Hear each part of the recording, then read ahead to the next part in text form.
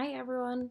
Welcome to week 6, where we're going to be studying the psychology of groups and organizational systems as the socioanalysis primer. Group A has Carlene Caldwell, Erica Heilman, Kira Pempechi, and Tasha Addis. Green and Mollenkamp first introduced the BART system by exploring group relation conferences in the United States that were often termed Tavistock conferences. Basically, the conferences existed so that there was learning through experience and reflection of that experience.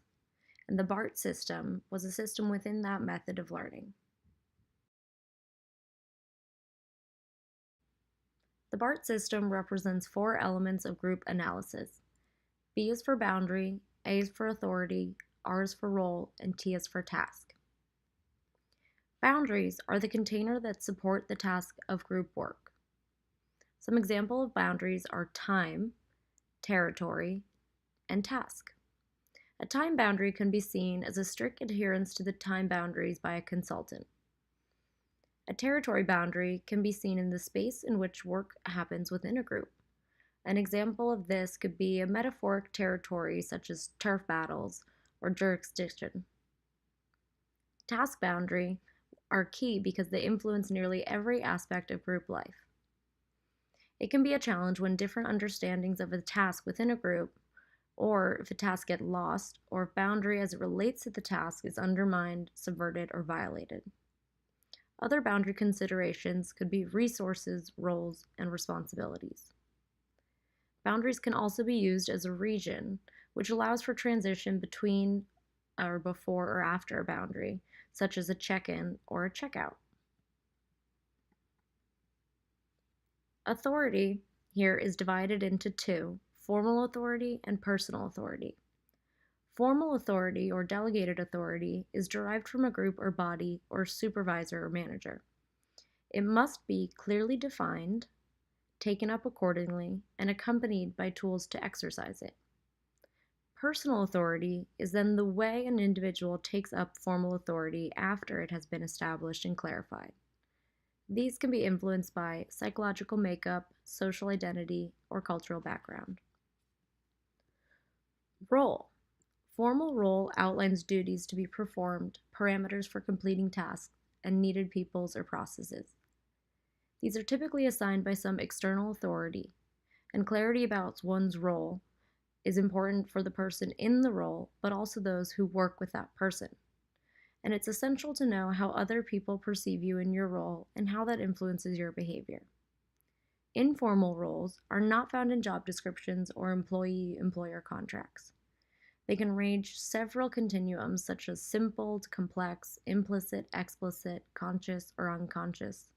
Some examples of these could be a caretaking role, a coordinating role, or the antagonist role, which is someone who always questions every decision and procedure and change. Another aspect of role mentioned in the reading was the metaphor method for role analysis by Mollenkamp.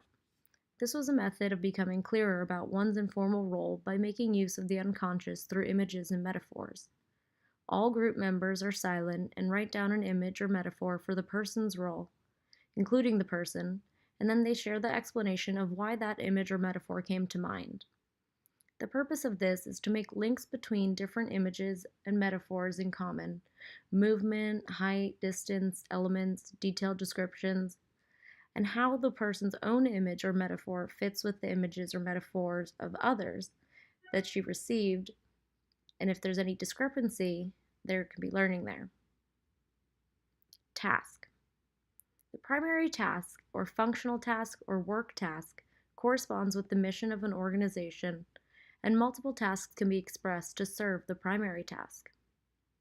All parties must have clarity about the task, and someone in the group can distinguish the different kinds of tasks. To realize that the task is always fluid because of factors that influence the way a person perceives the task is key. The second task could be a survival task. When a group works on a task and the members of the group, mostly unconsciously, have the survival of the group in mind, both tasks coexist, but sometimes the survival task is in service of the primary task and complementary, but mostly it is in conflict with the primary task. Then we have off-task behaviors, which categories are called basic assumptions in group relations, which we will get into in a little bit. And these can look like dependency, pairing, fight or flight, or oneness. The process task has a purpose to give attention to the survival task without necessarily acting it out. It provides opportunity to look into the dynamics and any off tasks and trying to understand the behavior of an individual for the group or group behaviors as such. Setting certain time for processes tasks helps reduce the amount of off task and enhance work of primary task, which is crucial for the clarity of task, that someone can distinguish different kinds of tasks, and to realize task is always fluid because of factors that influence the way a person perceives the task. The foreword by James Krantz really allows him to think about his own experiences that he had at a consulting and institutions workshop, where he witnessed that there was great integrity and compassion. And he witnesses that in this book. He points out how there's really a big need for human service professionals to really pay attention to the underlying emotional states that affect a helping relationship, that is the relationship between the consultant and the organization. To really pay attention how structures and cultures, modes of operation can either help or hinder that relationship. He talks about how the authors really strive to integrate systems thinking with psychoanalysis, which is going to be really important for the next 3 chapters. And there's a focus on how dynamics occurring at one level of the workplace really do happen in other levels of the workplace. He also points out that ideas are not watered down at all. They're spelled out simply, but they are not simple.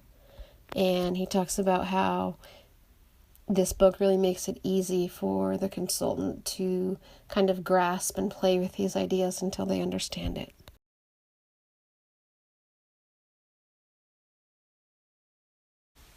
Krantz adds how he's extraordinarily impressed by the authors and how they really dove into their personal experiences and that arrived them to a lot at the analysis of what was actually happening in the group level. And they use a Tavistock lens to do that. They themselves are facing the same details that they're asking their clients to face, which is it's hard internal work. The idea is that through working together to understand their own experience, the consultant becomes a better container for the experience for their client. So he really talks about how it's important to have strategies for coping and adaptation to all these emerging stressors and strengths, and that both the individual and the organization needs to strengthen that.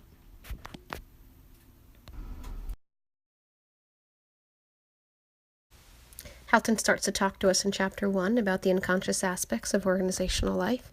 What he really starts to talk about are how these hidden mental aspects can really influence our conscious processes, meaning that there might be stuff that are valid at the conscious level, but they might carry unconscious hidden meaning. Think of complaints about parking spaces that might really mean that the managers don't have time to listen to the employees if we're complaining about the distribution. And then in this situation, a consultant would take up a listening position on the boundary of this and would kind of play with both levels. It may take some time for them to figure out what's going on, but the consultant ultimately should be able to find out what's happening at the unconscious level. Halton then really talks about the avoidance of pain and how institutions like individuals can really develop defenses against the difficult emotions, things that are too painful to acknowledge. They might be responses to external threats, as government policy, social change. They might come in from internal conflicts in between the group. Some of these are healthy and they really help staff being able to cope with stress and develop, and then others are very unhealthy and they can obstruct contact with reality. So the group might experience feelings of denial and resistance. Think that an organization usually calls a consultant in when they can no longer solve problems on their own. So they may actually deny or resist the consultants as well. An important factor to notice in this case is that it is often not necessarily the consultant that they're resisting, it might be the change.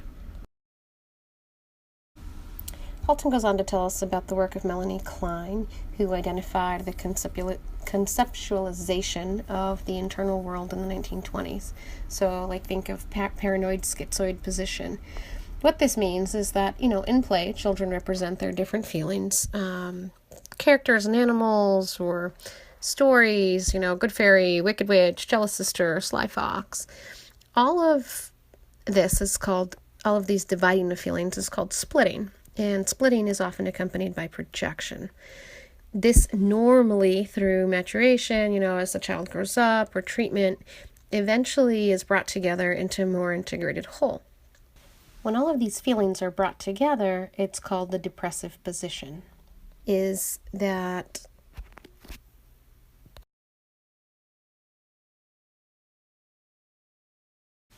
to explain the paranoid schizoid position, we really are starting to think about how child analysis and the discovery of this is used as an institutional consultancy guide in order to understand group processes. So what we're going to do is start to think of the emotional aspects of his experiences and how in people's minds they're going to be represented by different people or characters. So think Sly Fox, Wicked Stepmom, that kind of thing. Schizoid splitting is normally associated with the splitting off and projecting of the bad parts of oneself, meaning that all of the hated and feared external features are created. These features are figures in our mind, and they really help kind of have us think about an ideal self, a good self, and it's really an illusion. And it can, in a group setting, simplify complex issues and really inhibit growth. Then Hilton really talks about envy and how envy can be this problematic thing because we start to think of ourselves as this loser in this huge competitive struggle, and it can really start to cause difficulties, really big problems in collaboration. This spoiling envy will allow for really hostile splits in between departments, and the fact that now I want to survive and this anxiety can trigger a desire, instead of being successful myself, I'm going to ruin your success because I can't be successful. So it really kind of makes things hard because now I'm withholding necessary cooperation or I'm actively sabotaging you, both detrimental to group work. Then Halton really starts talking about projective identification and countertransference. These things are really kind of hard to attribute to group dynamics and what's happening in the institution. It's often a lot easier to attribute it to personal behavioral problems, right? So that guy's doing so-and-so because he has issues at home, kind of thing.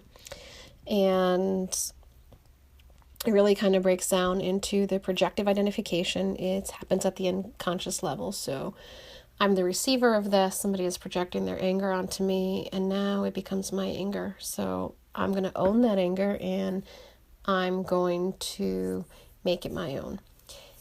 That's called countertransference, right? So this is the state of mind that you're in when you're accepting other people's feelings as your own.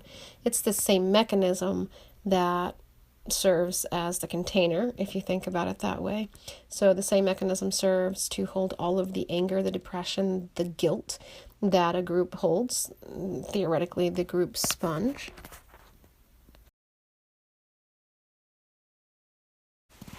When this countertransference becomes really dangerous is when the individual arrives at the depressive position. So now I'm recognizing that all of these painful emotions are because they're being projected upon me. So now I'm going to return them to the giver.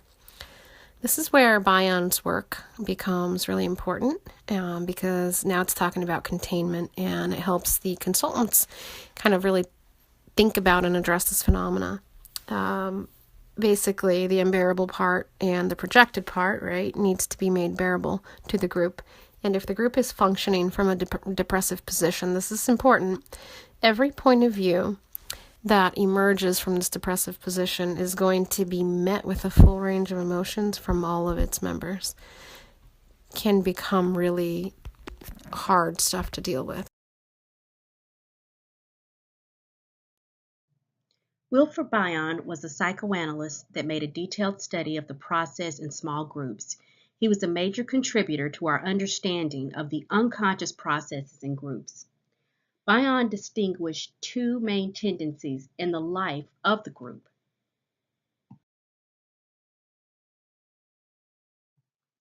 Bion suggests that groups operate simultaneously in two contrasting ways that are based on distinctive mental states. He called these states workgroup mentality and basic assumption mentality. Bion believed that these mentalities determine a group's capacity to achieve its purpose. A group operating under workgroup mentality wishes to face and work with reality, while a group operating under basic assumption mentality wishes to evade reality when it's painful or it causes psychological conflict between group members. In groups that are dominated by basic assumption mentality, the members allow themselves to be diverted from their purpose. They avoid the issue or they put it to the side. It gradually begins to emerge that the change of purpose was actually a change away from purpose. Now, for someone that's observing a group caught up in basic assumption mentality, it can be hard to even tell what the group is there for. Bion distinguishes three basic assumptions. Each creates particular complex feelings, thoughts, and behaviors.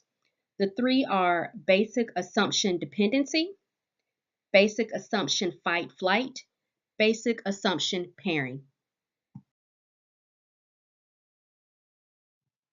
Basic assumption dependency creates a group that is dependent on its strong leader. The leader is saturated with godlike qualities, and the group can do nothing without him or her. The leader is also expected to protect and nurture the members of the group and make them feel good and not to confront them with the needs of the group and the real purpose. Basic assumption fight flight. This group believes itself to be under attack from an external or internal aggressor. The members feel that they must protect themselves at all cost. Another characteristic of this group is a fake sense of togetherness that serves to avoid the difficulties of the work itself. An example of this type of group that comes to mind would be a group that may be going through a merger or an acquisition. Maybe the group members that are being acquired now feel as though they have to protect themselves from the external enemy that is now coming over to take over their way of doing things, their old corporate culture.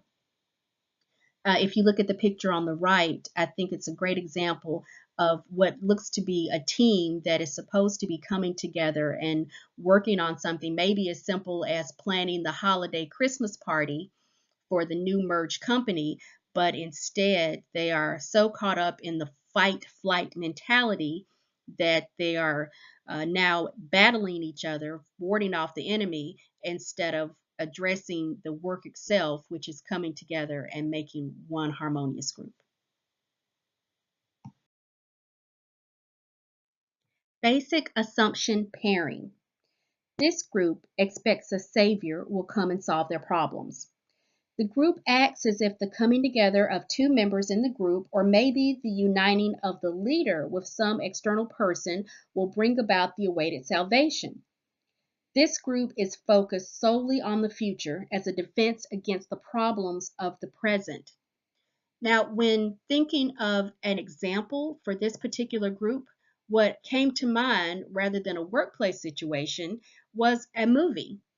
And the movie that really kind of brought this home was Clueless. If anyone has seen that movie starring Alicia Silverstone, then you'll recall that she had two teachers that were making her life a little uncomfortable, as well as the rest of the student body.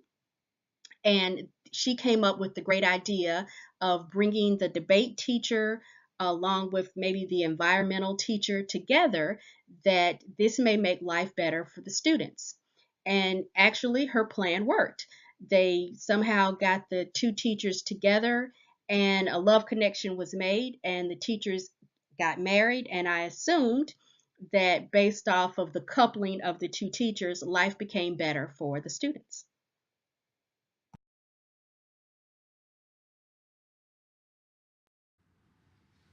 So, Chapter 3 discussed open systems theory.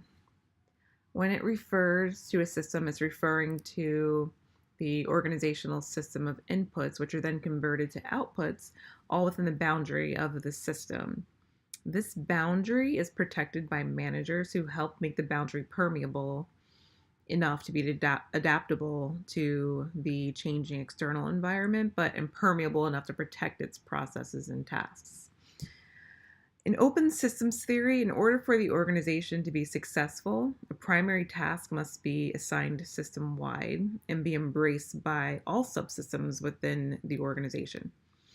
Heuristic concept by Miller and Rice helps to understand an organization with different primary tasks. These are explained as the following: normative primary task, which is a formal task that is set by the head of the organization. That's, pretty much the mission of the organization. The existential primary task is the interpretation or meaning of a task understood by employees based on the roles and activities that they participate in on a daily basis. The phenomenal task, phenomenal primary task, is defined by observed behaviors. And this usually is what helps shine a light on the issues or the divide between what the normative primary task is and what everyone's actually doing. And that divide is defined as the anti-task, which is the dissonance between different organizational stakeholders and their missions as they work against the normative task. So, in order to prevent that dissonance, there are various ways that managers can control the way that the primary task is communicated. And to do so, open systems theories suggest a few different methods. And one of them is vague task definition. And with this method, the organization is defined. The organization and its tasks are defined in broad terms, making it relatable to the larger organization. And it's more inclusive. So, different people can relate to it. More people can relate to it. Another method is defining the methods instead of the aims of the task, or the method of getting to the mission rather than the mission itself. Which doing so prevents the disappointment of not completing the task due to extenuating circumstances. Another method is avoiding conflict over priorities.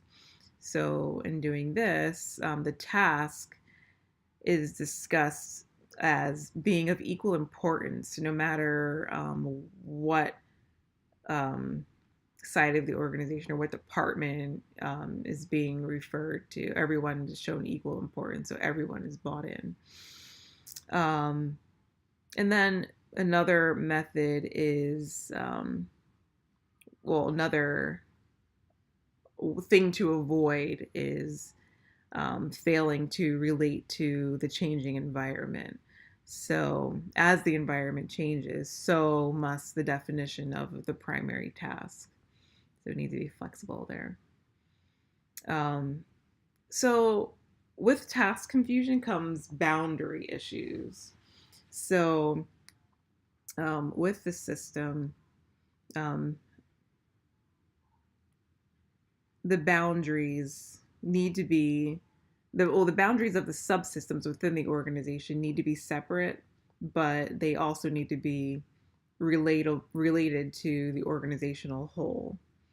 And so what that does is it avoids impermeability of the boundary, but it also allows for flexibility with the changing environment. And so the chapter goes on to discuss how this can be accomplished by placing managers of the organizational subsystems within the larger system and have them ensure that each subsystem's functions are coordinated with the normative primary tasks. So if you look at the chart or the picture that is included in the slide, you'll see that there's a few different subsystems within the larger organizational whole. And so the M's represent managers who are kind of guarding the boundary there.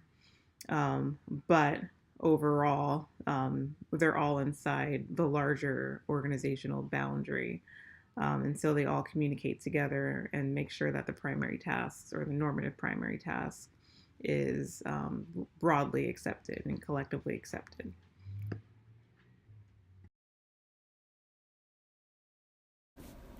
Carlene discussed our first application example for the real world when she was discussing Wilford Bion. For the second application example, please review the presented case study so that you can practice on your own.